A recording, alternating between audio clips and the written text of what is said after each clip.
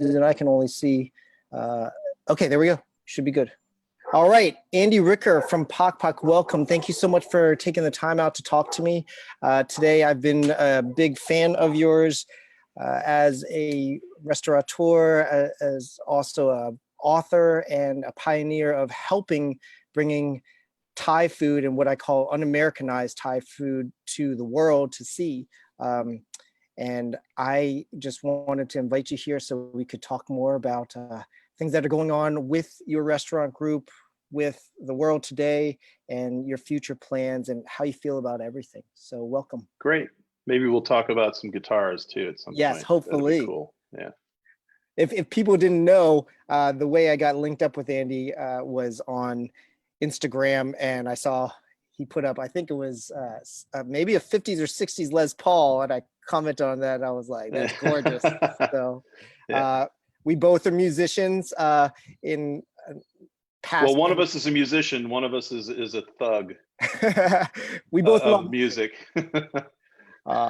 Which I think is cool for a lot. I think a lot of our restaurant friends, play music and have that side gig, or maybe I think there's always been a connection between restaurants and musicians for sure, just because of the economics of both. The way that both of them work, they're pretty simpatico. Yeah. If you're a touring musician, like having a waiter's gig where somebody can cover your shift is pretty cool.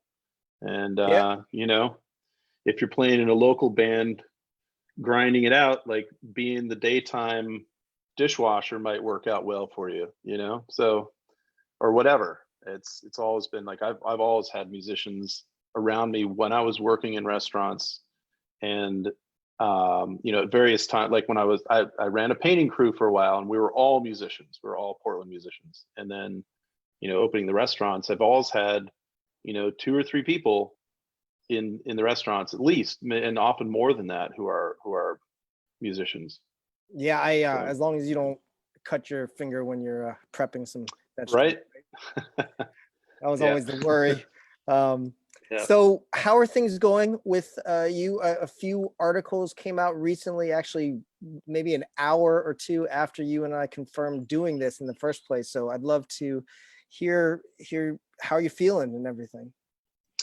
I guess, I'm stressed out, the same as everybody is, about this whole situation. There's just so much to deal with all at once. Obviously restaurants were kind of one of the first of the businesses to take a huge hit on this stuff, but you could tell right away that wasn't going to be the end of it, and it was going to ripple, down the line in our industry. And then, of course, it's just a matter of time before everybody else gets kind of screwed as well. So, it's been stressful. And I think that, whatever it is that you do, like that tends to be your world, right? Mm-hmm. So like restaurants have been my world for the last 15 years, like almost to the exclusion of everything else. And you end up feeling like you're in this sort of, this is your world. And so you're in this weird little rarefied bubble. And everything that you think about is connected to restaurants. All the people like your online content that you pay attention to is like primarily restaurant related. So, I think that takes up a lot of headspace, and trying to kind of get outside of that a little bit is important, Yeah. The world being as it's not like I've had my head in the sand and I only pay attention to the restaurants, but for sure, it's felt really cataclysmic, I guess. But how I feel personally is I feel relatively lucky in that there are a couple things that were helpful to me. One of which was that I had before this came along, for the last couple of years, I've really been thinking about what I want to be doing, thinking about, how I want to live life, what I've done up to this point in my life, and how I want to spend the rest of my life. And a lot of it is like, as because you're the owner of restaurants, the restaurant world is a grind. It's just like you're constantly like problem solving and uh, teetering on the edge of financial disaster all the time. And, it's just kind of, it's a grind, and it kind of doesn't leave a lot of room for you to take care of yourself, and to really kind of live any other life besides this, inside this little restaurant bubble. So I got married about a year and a half ago, and we live in Chiang Mai. I've been going there for 30 years, and been had a full-time residence there for the last 6, I guess. Okay. And we found a house out in the countryside, and then we got married a couple of years later. And it's simple. We've got a small 1-bedroom house that was like a concrete and wood thing that somebody put together as a vacation home on the edge of a field in a small village.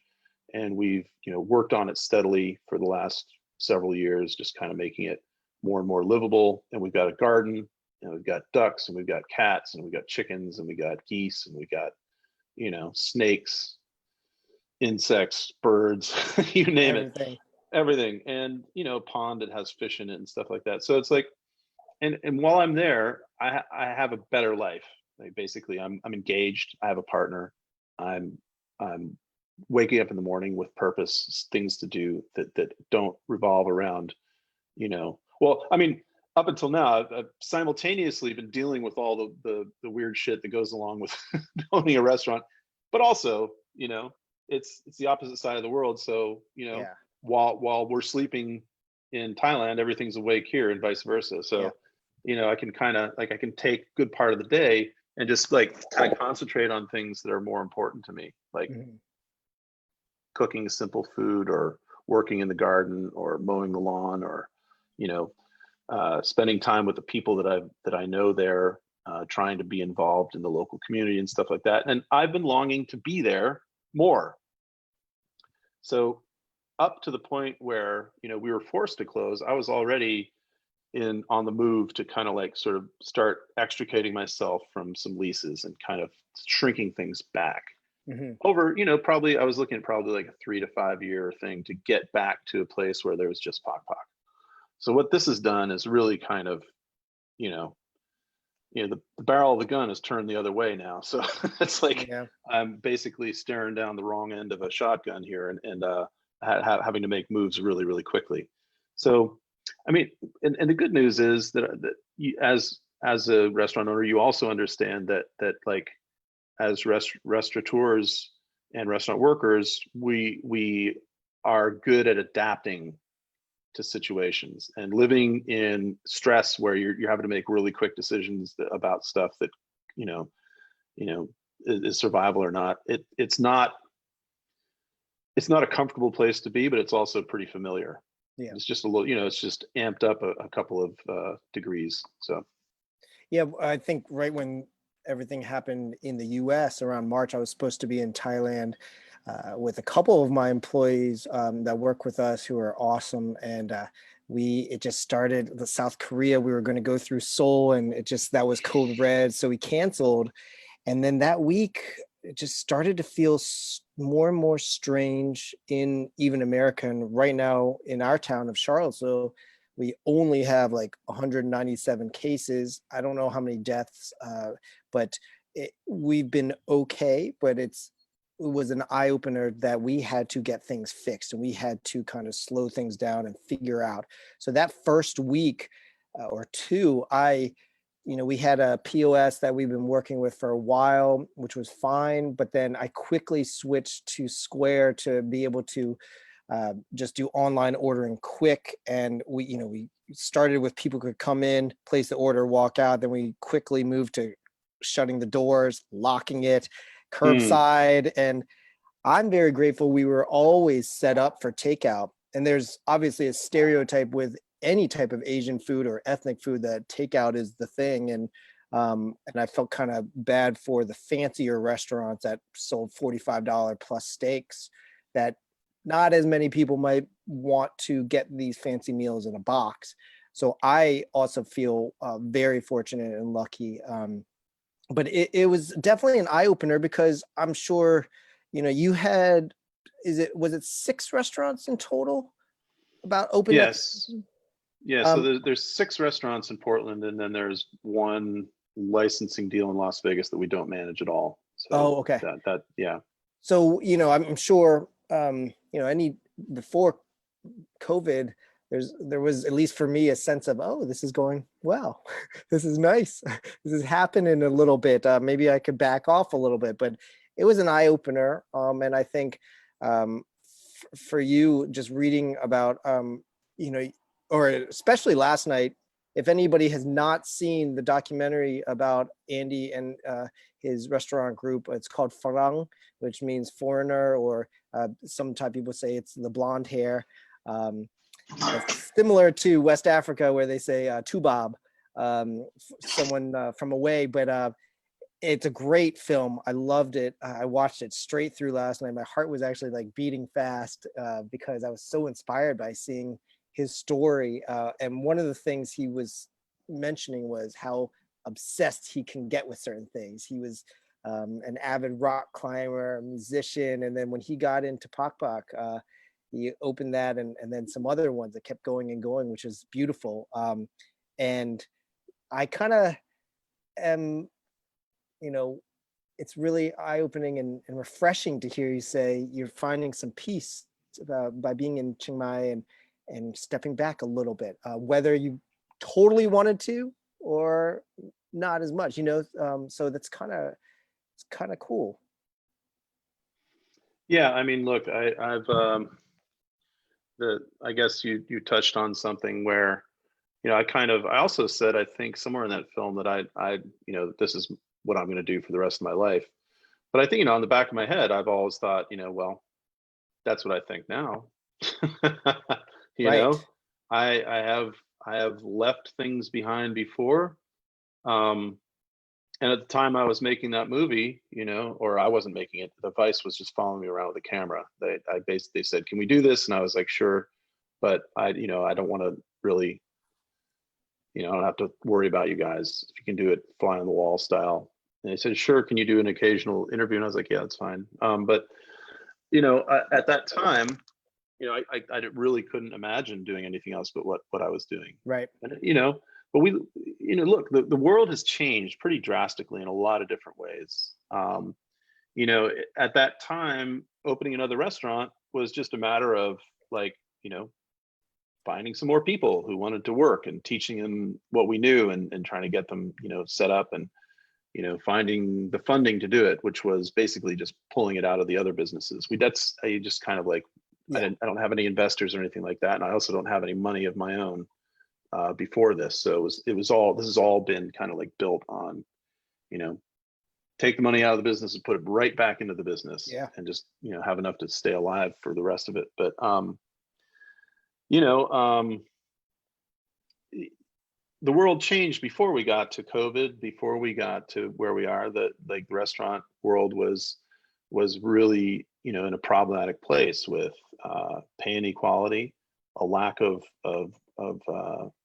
qualified workers, or even workers at all. There Mhm. was kind of a move away from the kitchen. There's, like, the whole narrative about kitchens being a brutal place, and I came up in a time when that was absolutely true, for sure. That, and there's remnants of that linger on even in the best places. So, that there's been problems with value that Americans put on their food. That it's very difficult to um, charge people what the food is actually worth, so you can Very true. maintain a profit margin, because people don't want to pay. It doesn't matter whether it's, it's especially difficult when we're talking about um, you know immigrant food, no matter who's making it, but especially for the immigrants themselves who are making it. It's just like, it's very, very difficult.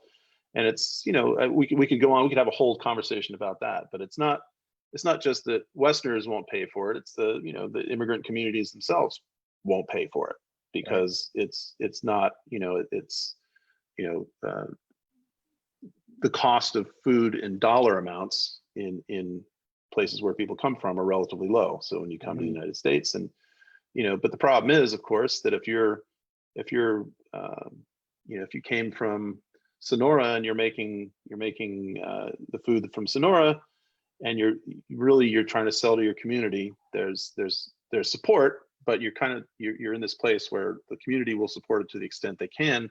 And when other people come into it, they see these prices, right? And they go, okay, then that's what it's worth. Right. So now a taco's worth $1.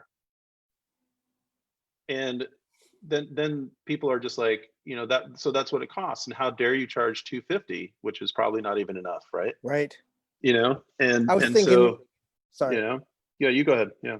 I was thinking the same thing, like in a similar situation of like people will come to us and say that, well, your pad thai is not the best. I'm like, what does that even mean? Right. Like wherever that person had their very first pad thai is what they've probably put in their head, and maybe it got a little better to suit their taste. So if they liked it with like the Americanized version of peanut butter and ketchup, like you're joking around in the or serious in the film, I think that just says it all. And if you look back in history, looking up how pad thai came, I mean, it was made to be a tourist type dish, a national dish. When there was a rice shortage, they were pushing to use rice noodles from China. So if my history is correct, but that's why I've always been a big supporter of all the different types of Thai restaurants. And my friend, like Kitty, she's watching right now. She owns a restaurant downtown Charlottesville, and I love her restaurant and her food. And she's an artist. Actually, she went to the college in Chiang Mai. I don't know. Oh, nice. Maybe she can Yeah. write in and tell us. I don't know if there are a couple colleges there, but my dad Many. went. Yeah, my dad went to medical school there. And it's funny, as you're saying, you might have thought you were going to do that for the rest of your life at that time. Well, my dad is 75, and he, was an orthopedic for 40 some years and got cancer, came out of it, retired. He got bored. His friend, a Thai woman from Bangkok, has been living here, and she wanted to open her own space. So he just put in a little money that he had saved, and then asked me if I wanted to come along. And I was, I was like destined to just keep on touring, but I was like, okay, I could try this. I love Thai food. And so it kind of went like that. But yeah, it is changing, and it's the hardest part, I think, is letting the consumer dictate what any of us have loved to just go ahead and give to people, because then it changes what we had intended it to be. Sure, of course. I mean, there's always going to be commerce is always going to be the thing that ends up ruling, because unless you're already in a place where you can afford to live without making any money from your business, or you could lose money from your business, you got to make money. And so the market dictates what it's going to be like. And look, I want to make it clear that I'm not complaining about that per se. Right.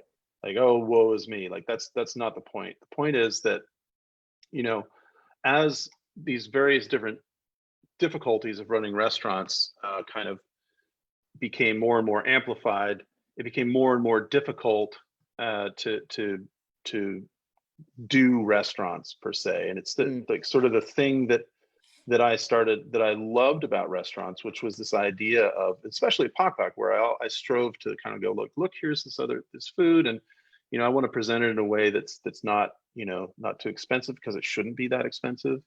Really good quality, so we're going to serve it on melamine plates and on plastic tablecloths, and we're not going to spend a lot of money on the decor, because I want to spend money on making sure the plumbing works. I love the melamine plates.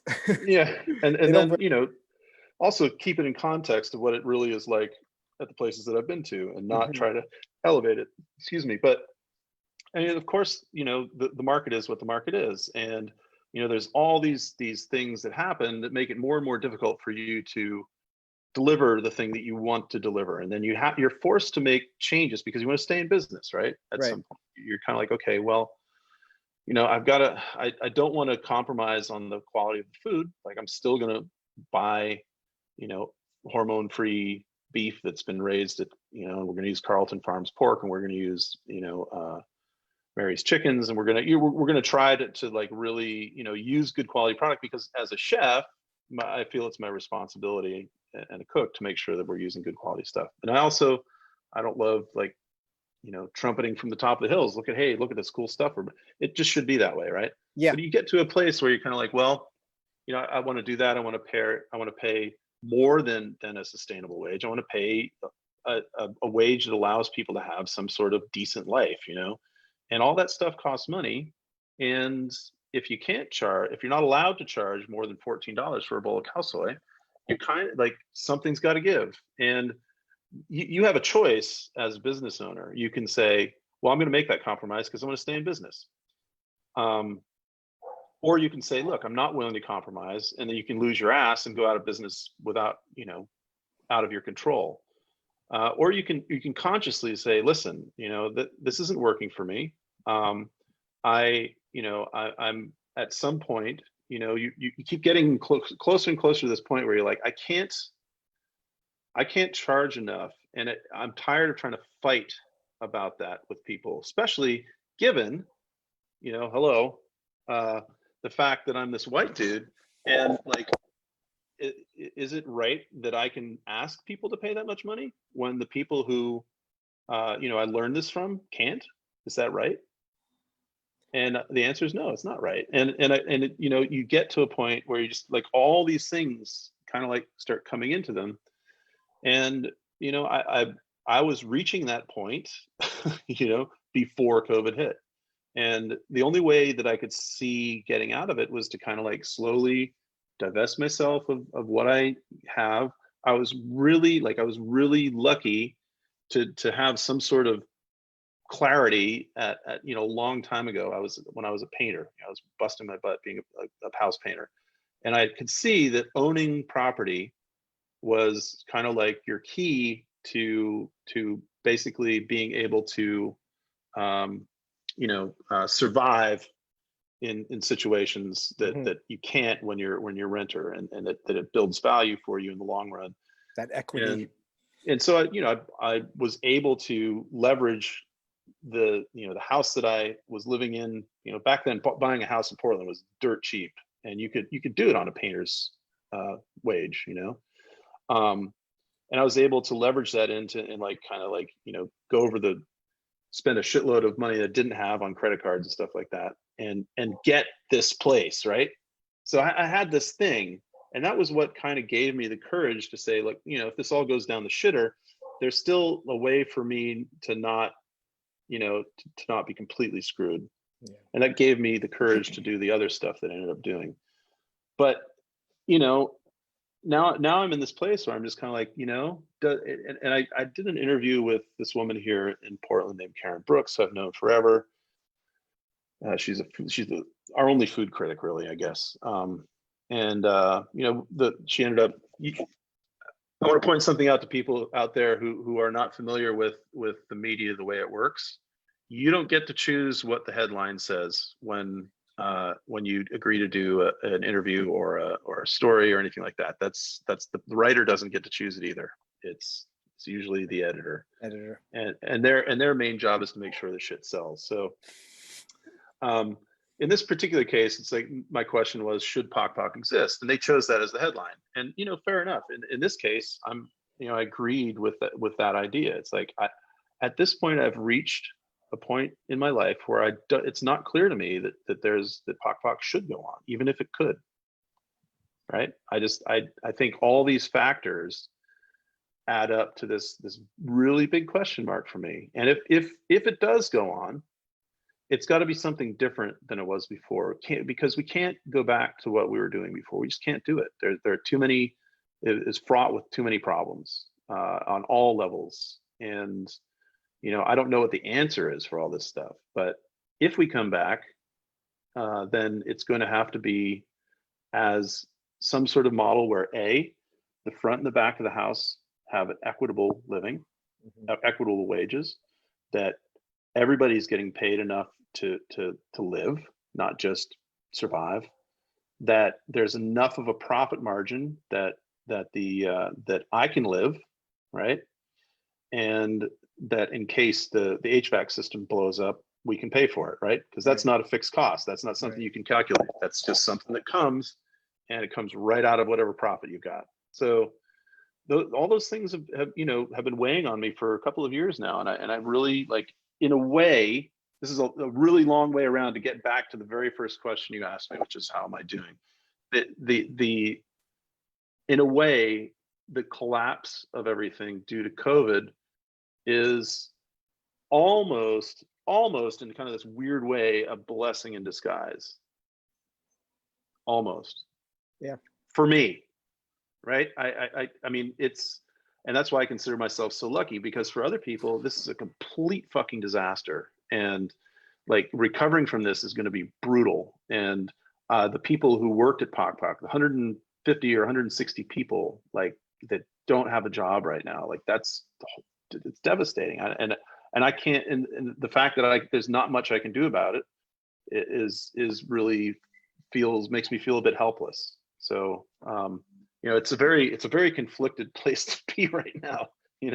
On the one hand, I'm like, I'm going to figure this out, and I'm hopefully this is going to lead to a place where I personally am able to like have a life that appeals to me, right? But on a business level, it's disastrous, and for the people who are in this industry, it's an unmitigated, like, shitstorm. Yeah.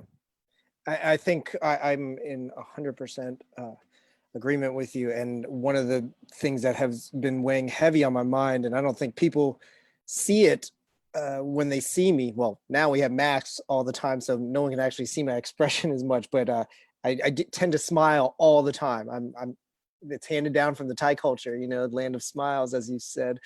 But I do not for 1 minute take my thought, which is the hardest part, like you said too, off of especially all of our employees that not work for us, but work with us, because I'm so proud of all of them. And the reason I worked so quickly and probably have been a pain in the ass to some of them, that I have, it was all for them. Like right now, we are not doing as well, but we're still standing with both of these places that we have. We are looking, we are opening something else in the fall, which, has been in the works, but it's a smaller, really, hopefully different thing. But things are, it's hard, but I'm with you. And I don't think sometimes too, some of the workers might not even understand that. I mean, especially if you are paid hourly, even if you're paid hourly, not a living wage, or if you are getting paid well, if you're still hourly, sometimes that doesn't register what me, I'm sure you're pals with David Chang, my friends that are restaurant owners in Charlottesville, and my friend who owns this Lampo restaurant, and they are thinking about all of these people because they've become our families, right? To a certain extent, yeah. I mean, look, I want to be really clear. It's like, I think the way that the families mostly start in restaurants, it's mostly the people who work there together every day. That's the family part of it. I think a lot of owners want to say that they've made this family, and it's not that. They haven't really. That they're there, and they've created a space where that can happen. But you're not, as an owner, you're not necessarily responsible for that. True. For creating it. I think it's more about the people who work there and the fabric. Yes. But yeah, I mean, look, it's so when a restaurant shuts, or several of them in the same group shuts, you kind of there's this social element to it that collapses, or at least gets moved to a place that's not as convenient anymore. Like, I know that some of our employees have a Zoom group that they meet and kind of keep in touch with each other and kind of make sure everything's all right. And to the extent that we've been able to, like, we've tried to kind of continue to reach out, make sure people are okay, give them food and resources when we can, that kind of stuff. But getting back to that whole idea of should Pok Pok exist or not, I'm getting closer and closer to a place where I just kind of feel like it just, at the end of the day, it probably shouldn't. Like, I've the whole current uprising around Black Lives Matter and that kind of stuff is definitely, brought into sharp focus for me. Like for years, I've kind of gone along with this idea that, well, I've approached this from a very, like, first of all, I come from a poor working class family. Like, growing up, I didn't have shit. I didn't have a TV, all that kind of stuff. But despite that, and I didn't go to college.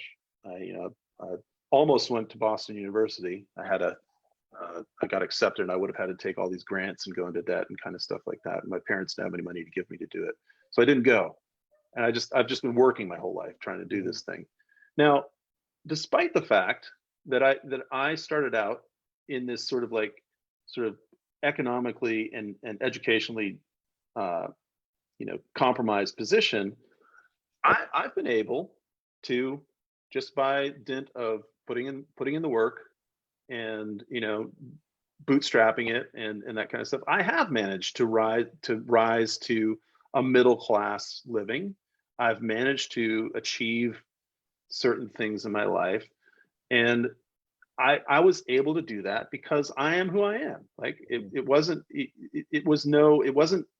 easy ever, but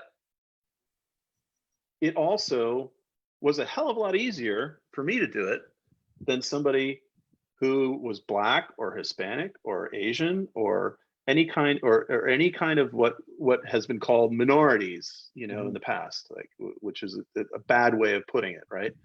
And that's been, that's weighed really heavily. It's like, yes, I feel like I've put in the work. Yes, I've approached it from a respectful way, and yes, I've tried to do what I can to kind of amplify what I've learned so that other people can look at it and go, that's really cool. But at the end of the day, the fact that I am where I am is directly connected to the fact that I'm a white guy. There's no getting around it. And we were talking earlier about during that whole Farang shooting that we talked about the fact that there's these other folks who have been doing their thing that are either immigrants or children of immigrants who are Thai or Lao or stuff like that, who have managed to really kind of up their game. And I look around me and it's just like talking to Sonny and saying, maybe 8 to 10 years from now you'll start singing, and there it is. There's Chris Yunbumrung in LA. He's now one of the elder statesmen at this point. That's awesome. There's Nong from Nong's Kamangai. There's here in Portland, there's Earl Ninsum, who has several restaurants. There's Parnas in Atlanta, who's got Talat Market, and there's they just connected with me, so and it goes on, and there's that world has developed, and these people have things to say, and it's like at this point, whenever I get an inquiry, hey, do you want to comment on this story about, you want to talk? I was like, well, why don't you just go talk to these guys? Because I kind of, like, at this point, I feel like I've said what I had to say. I don't really have that much more to say. I can keep on saying the same shit in different ways, and kind of like keep on being a cheerleader and kind of like an advocate for this food. But I don't know that it's my place anymore to be thought of. I've never considered myself an expert, but I don't know that it's right for me to be thought of as the person that you should go talk to about Thai food. I've always loved your comment when people say, I love your food, and you're like, it's not mine. And I think that's wonderful. One of my friends here, Sarah Lieb, who's an amazing singer. I went to college with her. She's based in LA. She's a huge fan of yours as well. We always trade pictures of food that we're making from both of our coasts. And she wrote a comment here asking about what you already touched upon. But one of the last questions she said was, the appropriation thought is so strong that, it happens a lot where Caucasians are the ones to bring it to the forefront. Similarly, it's his name, Rick Bayless does the. I knew you were going to say that. I mean, I when I'm in an airport, I love going to his thing. Yeah. But she said, do you have any advice on what white people can do to take action to continue to promote the food we love, the culture of food we love, while still making sure that those who create it are financially benefiting from its growing popularity? I mean, look, I think that the best thing to do is just, vote with your dollar. Go eat at places that are immigrant run. Um, and I think that there's this tendency for Westerners to seek out the authentic experience, like this is more authentic or this is more traditional. Mm, And to be fair, that's been one of the main things that people in the Thai restaurant world have promoted for years and years and years. This idea of authenticity and traditional and all that kind of stuff, and family recipe and that kind of thing. Um, and but instead of like trying to search for the most authentic version or the most traditional version or the most Thai, how do I get the food Thai? So just go and eat and be open, right? And like, look, stop ordering the same fucking thing you order every time, right? Get exactly. get off get off your course, right? It's like, so you think that Thai Hut in somewhere in Georgia makes the best pad Thai you've ever had in your life. That's great. Next time you go there, try something else, because I Yeah. guarantee you that's not their specialty. Mm, Because if the family came from, say, Trang or something like that, they're going to have some kind of dish that they can make that they would like you to probably try, but you're stuck on the pad Thai. right. So you got to just kind of go, hey, say, listen, I, you tell me what I should eat. And if they say, well, you should have the pad Thai mao and this, it's like, just take it, right? Yeah. Don't Right. fight it. Like if they're telling you, because I'll tell you one thing that I've definitely noticed is that, and part of this is that there has to be buy-in from, I'm speaking specifically of the Thai community at this Right. point. There has to be buy-in to the fact that Westerners are now not as, in certain cases, not that there's still plenty of people who are really conservative about what they want to eat.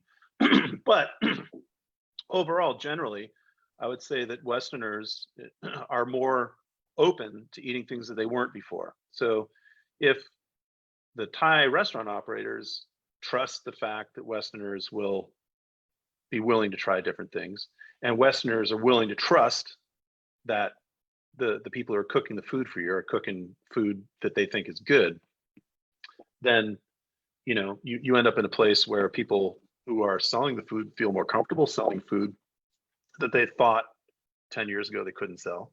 Hmm. And Westerners who thought they didn't like fish sauce or plara or something like that 10 years ago realize that they do. And that's the way things grow. And you can look around and you can see that that's happened in other cuisines. But the Southeast Asian cuisines, I don't know. There's been a series of articles that have come out recently that have been really trying. Like there's been a tendency to exoticize and kind of like cast Southeast Asian food traditions and flavors as weird, challenging, difficult, bizarre, all that kind of stuff. And it goes on to this day, still 2020. People are still saying that durian smells like death, right? I mean, it boggles the mind. Why would you write something like that in the New York Times? I don't know if you saw that article, I but did why would you not. write something like that? It does. I just don't understand it. I'm sure the person who wrote it was writing it from a standpoint is like they're trying to reach who they think their readership is and kind of trying to get people to try stuff, right? I think that Right. was Oh, the in their good intent. heart, the good intent was there, but the way that it was presented was just like, that's offensive, man. Yeah. You Yeah. know, Yeah. Gordon Ramsay going to Indonesia and like, putting his shirt over his face when somebody gives him a durian. It's like, fuck off. Right. Like, just be open. That's my advice. Be open. Try it. If you Yeah. don't How like many? it, you don't fucking like it. There's Yeah. plenty of Thai people that don't like durian. That's true. And you how many know, people, had it took them a while to get into more stinkier cheese. I mean, sure, I right. love this one in Vermont where you spent a lot of your childhood. Gosh, what is it? It's a Harbizon made by it'll come back to me. Jasper Hill Cellars, and it's like when it's ripe, and I love it. I mean, it's so good. So it does take, maybe it takes some people's palates to grow, but I totally agree with you. I have another question from another high school friend of mine. It's not the musician famous John Mayer, but he's famous in my book. John Mayer. He lives in Portland. I'm not sure what neighborhood, and I hope this isn't too forward, but he's wondering what happens to all the equipment from a restaurant closing. He's in the process of building a large kitchen as part of a homeless support space in Portland, and wonders if there's a way to help support your business at the same time as getting great quality kitchen equipment. I don't know if that's something I can put you all in touch with, or if that's Sure. Look, put us in touch. I mean, okay. we'd be happy to donate some stuff. The thing is, it's like, the question is it stuff that's useful or not? Right. So when restaurants close, what happens is when you open a restaurant, you typically go and buy all this equipment. And if you're smart, you try to buy new stuff because it lasts longer. Mm-hmm. When I opened Pok Pok, I couldn't afford it. Everything in there was used. And basically, there's only 2 pieces of equipment in the entire restaurant that are still there 15 years later. And I got lucky. I managed to buy a Perlick brand back bar cooler, 2 of them. Okay. And those things were built in like, I don't know, in like atomic labs or something. Like, they don't ever break. It's crazy. Nice. But everything else, everything from like the forks and knives up to the stoves have all broken and been replaced multiple times. So what happens is you buy this equipment. A couple of years later, it's not worth anything because you've depreciated it by tax, but you've also depreciated its usefulness because it's running 24 hours a day, right? The hood's running 12 hours a day, 14 hours a day, 18 hours a day. The HVAC is running constantly. The refrigeration runs nonstop for years, and then it breaks, and then you replace it. So what happens is when you close a restaurant, you're looking at this stuff going, well, I paid this much, right? And it's worth this much. So you either, if you're lucky and you find somebody to assign the lease to, they take it and they get all that equipment so they can get going, right? Right. And then it's their responsibility to fix it or replace it later. If you're unlucky and you just have to leave and you've got all this shit, then you've got all this shit, and you try to sell it piecemeal, and at some point you realize that whatever you have isn't useful enough to anybody to buy it, and then you start you start trying to find a place to donate it, or you put it out on the street and somebody comes and gets it for scrap metal. So essentially, when we closed down 4 or 5 restaurants, a lot of it stayed in the restaurant, or still is in the restaurant. Some of it is at a warehouse commissary that we have that served all the restaurants. And some of it we swapped out at the original restaurant so that we could have the better stuff there when we do reopen. So the answer is usually there's a whole bunch of stuff that's not worth anything to a restaurant supply store, but maybe worth something to somebody who's trying to do something like your friend is. So the answer is, when we're done with this, you can give him my email address. He can reach out to me, and I've got about 300 chef shirts you might be interested in taking if you need something for people to wear in the kitchen. I might take some of those. They're actually mostly dishwasher shirts. Oh, great. Yeah. Great. Well, again, anybody who has just tuned in or anything, if you have a question or you want to say where you're watching from, please feel free to write in a comment. We got about 10 minutes left. If not, Andy and I are going to go into some guitar talk or something else. But I would love to know about your life and your love of as a musician. I don't know, both you and I have been consumed with restaurant life, but I love playing my guitar when I get to. I have 2 little ones now, so it's even harder to get to my guitars. But what amp do you play through? Well, right now I got a couple of small vintage Fenders that I play in the living room. For years, my rig, I had just one guitar rig, and I had an old Crest Champ style amp that I found in a weird piano store that was here in Portland years ago. I think I traded a volume pedal for it. And I had the local techs put a speaker tap into it, and I'd run the guitar, I had a mid 80s Les Paul that I also did some trading for, weighed about, was like an Anchor, but it was a great guitar, never went out of tune, sounded good. So I'd go, my rig was as follows: guitar into tuner, into I had like an analog delay, I had a Rat Oh yeah, those are sometimes, great. Yeah. and I switched it for a TS9 at some point, Tube Screamer. That And might have been the comment I wrote on. Yeah, that was it. yeah, The first Instagram post of the Tube Screamer. yeah. So Tube Screamer, and then sometimes I'd have a modulation effect of some sort after that. Then into this little amp, which I'd run sort of at like 4 or 5, something like that. So it added a little bit of dirt into the signal, into a 70s Pro Reverb, which, if you're familiar with those, they're like a mini version of a what do you call it? The twin, right? It's The yeah, Fender Twin. it's like 15 watts less or something. I can't Yeah. remember what it is, but it's like essentially it's a really tight, clean amp with the beautiful Fender reverb. So that was my rig for years and years and years when I was a gigging guitar player.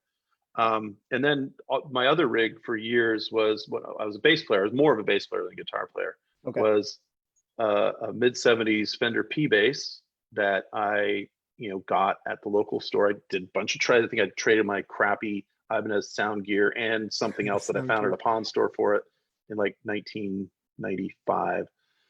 And then I had a series of really shitty amps that were just brutal because they're big and cheap. Like I went to, are you familiar with Dead Moon, band Dead Moon? No. From Portland. They're like legendary Okay. garage band. But Fred and Tootie had a guitar store called Tombstone Music, and they were local musicians, and they'd like kids like me. Well, I wasn't a kid anymore, but you show up and say, hey, I need a bass amp. I got, and they're like, how much money do you have? And you're like, I got $300. And they're like, here, buy this thing.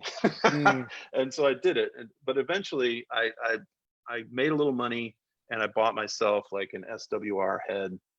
And then I found like a church group sold me a 410 bass cabinet. That's what, Nice. and I just played that with, a Rat sometimes. And that was that for years. Recently, I also did a bunch of trading, and I managed to get myself an amp by a local maker called Benson. Okay. You got to check Benson amps out. These things are amazing. I've got like a small 12, single 12 combo with a reverb, and the way these things are just like built, I reckon they'll be the kind of thing that eventually will become more valuable than they were when they were built, right? That type of thing. They're just really, really great amps. So that's what I have now. And then I've got like a little vintage Fender thing that I play through.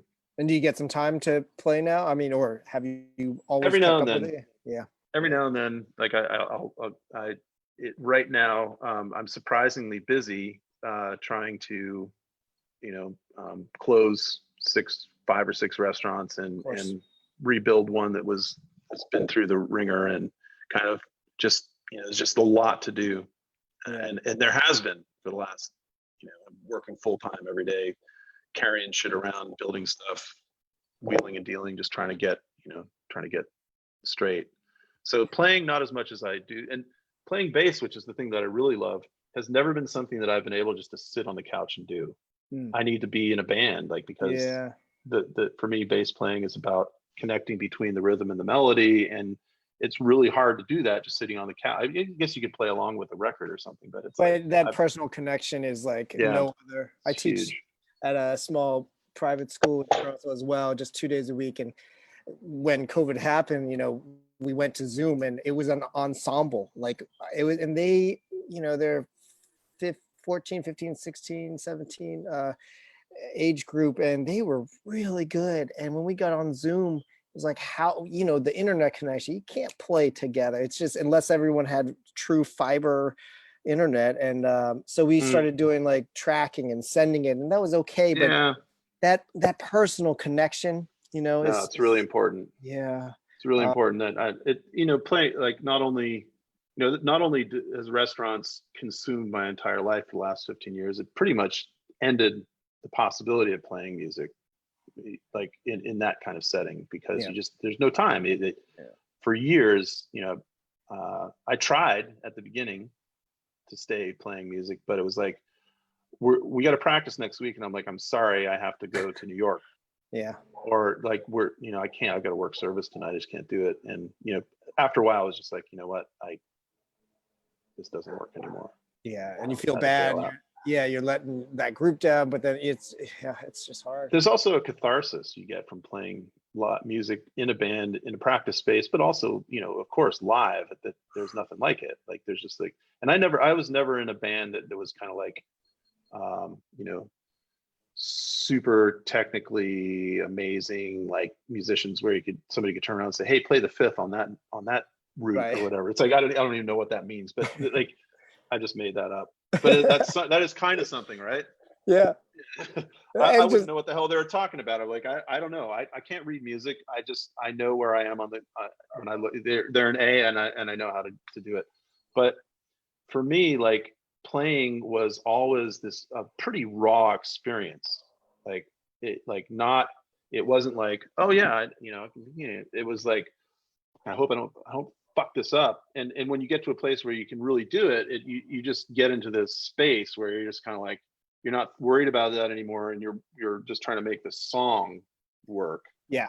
And that to me was really kind of like the thing that I loved the most about it. And then, I played in several bands, and I had like a handful of just like amazing moments where I was just like, that was one of the best things. And it was like, who knows what the people who were in the audience thought, but like, I felt like, wow, that was just like, that was one of the best feelings I've ever had in my life. Yeah. I've gotten those in practice before too, when you really nail it, right? And you're just like, God, that was just like, we killed that. That was, to me, yeah. I think we killed it. Yeah. I'll have to send you some videos of my friends in Konkan who play piano. Like, some of them are just like ridiculous. I'm like, oh yeah, they're like in their early 20s and rocking it on the 3 strings, and it's just wild. I'm a huge fan of Thai music, by the way. Yeah. Like, Molam Luktung and all that kind of stuff. I'm really like a massive fan of it. Okay, cool. Yeah. I mean, I don't know as much as I should, but it's really neat to get back. And just after the last time I went was 2016, and it was just so eye-opening for it. Could you briefly, since you and I talked about it before we went on air, could you briefly, just in case anybody is wondering, can you explain your T-shirt again? Oh, right. Yeah, you notice this sort of like white thing that says superior on it. Superior. Like, I was like, oh shit. There you go. There you go. Superiority Burger. This is this really great vegan restaurant in the East Village in New York City, run by a friend of mine named Brooks. And it's this tiny, tiny place. He has like, literally, there's 3 places that you can sit down in there, 3 seats or something. And goes to the green market and buys stuff, and they make focaccia that takes like 8 days to do it, and they sell it all in one day. And it's not only is it all vegan, all made from food that he sources really ethically, but he sells it at a really reasonable price, and he's found a way to do it. And just mad respect for what they do, and the food's delicious on top of that. So nice. If you're ever, I think right now, I think they might be doing food to go. I can't imagine anybody being allowed to go inside that place and sit down. It's literally like, it's like a hallway. An entry hallway into an apartment building is the size of it. So, well, Andy, I just want to thank you so much. This was like better than I expected to have a conversation with you. I mean, I was telling you before we got on air that I just kind of randomly started doing this with my musician friends, and I just think it's healthy for people to be able to talk honestly about things. And I wanted you to know that I have appreciated everything you have given of yourself and your, what I call, art, and you have been a pioneer, whether you believe so or not, but in helping expose some beautiful food to the world. And even if it's not yours, you have just been you kind of like a Rick Rubin of hip hop, of food. So I appreciate it, and it has inspired me. I could, if I wanted to, especially here in Charlotte. So I think the food movement here, People were saying it was a foodie town 10 years ago, but I didn't think so. And I think finally people are starting to eat more. We, at our restaurant, our newer one, we serve somtom plara Mm-hmm. and soup no mai. And Mm-hmm. it's just really neat that people are trying this. Even, how do you say it? Tangmo plara. I mean, Mm-hmm. watermelon. I mean, it's just like Yeah, neat yeah. that people are loving it, trying it. And I think what you said before, that is amazing. And I feel like you're, as someone, Susie Cincinnati says here, you're like an ambassador, and we appreciate it. And I know whatever else you're going to do, whether it is continue it or take it to a different route, it's going to be awesome. And if you ever need anything, not like I have as much experience, but I hope to keep in touch with you. And again, thank you so much. Indeed. Thank you. Been a pleasure. All right. Well, I'll be in touch, man. All right. Cheers. Thanks again.